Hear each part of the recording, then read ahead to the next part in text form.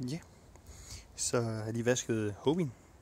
Den ser jo fuldstændig ud som ny nu. Men der er jo virkelig også rigtig meget beskidt. Men nu har jeg simpelthen brugt hele eftermiddagen på at gøre den ren. Så her er sådan en lille overblik over, hvad der sådan er på kajakken, hvis folk de skulle være interesserede. Her har vi rorsystemer, som man styrer roret med. Der er indbygget ror. Og her sænker man og hæver roret. Man hiver den her ud.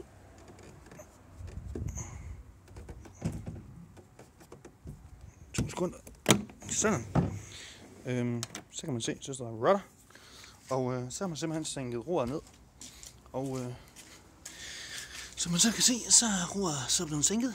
Og det kan så hæves og løftes alt efter hvordan man hiver af den snor der.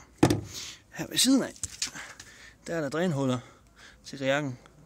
Og det er simpelthen til at åbne for de her 2 propper, når der er kommet vand over bord ind over selve kajakken. Og så kan man simpelthen dræne sin kajak. Så lukker vi lige den anden her. Den sidder her. Der er 2 stykker. Det her det er det håndtag, der sidder bagpå til at hive i kajakken med enten frem eller tilbage. Så der sidder også i det stævn.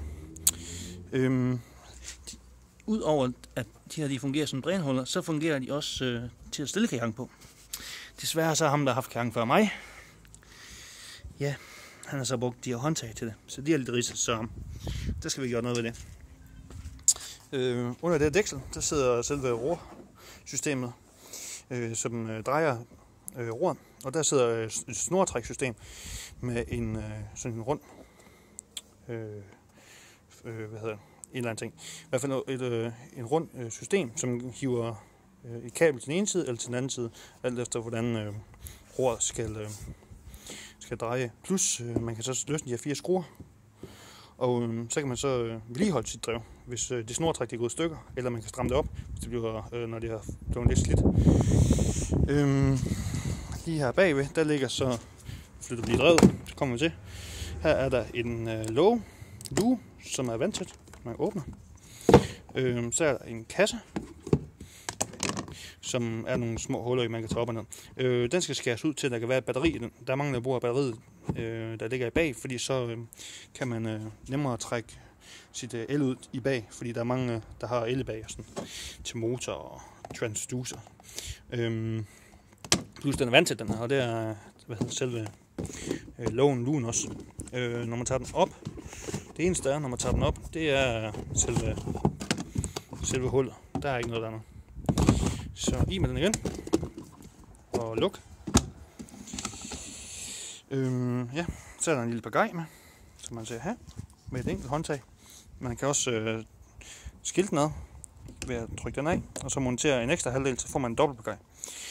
På den her side, det er simpelthen til at også dreje med roret, men det er til at dreje skarpt med. Den er simpelthen mere forgivende i forhold til drevet. Så drejer man simpelthen skarpere, fordi den er ikke så følsom, som den anden er. Her er så håndtag til at bære i siden.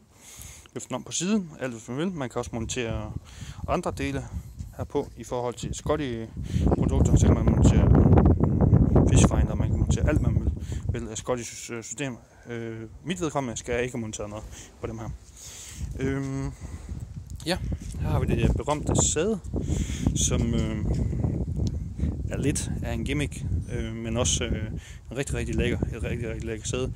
Og der er mange andre kajakfirmaer, som har fået inspiration af det her sæde til at sætte et sæde på kajakken. Man sidder simpelthen bare mega godt. Jeg kan sidde i det her sæde i 8-10 timer en hel dag og fiske. Man kan så løfte det op. Så herunder kan man så montere sine grejkasser og holde dem fast ved den her strop. Man kan lægge sædet ned, så det ikke fylder noget, hvis man kører med det. Jeg plejer altid at tage sædet af, når man flytter med det. Det sidder så fast her, og man kan afmontere det på den måde. Heroppe, der kan man spænde ryglønnen, hvor stramt det skal gå. Hvis man nu synes, at okay, ryglønnen er lidt for stram, jamen, så kan man simpelthen løsne det lidt ved at hive den her ud, og så løsne det lidt. Og så kan det så gå helt frem og tilbage. Hvordan man ellers vil stramme det, bestemmer man jo alt efter personlig præference.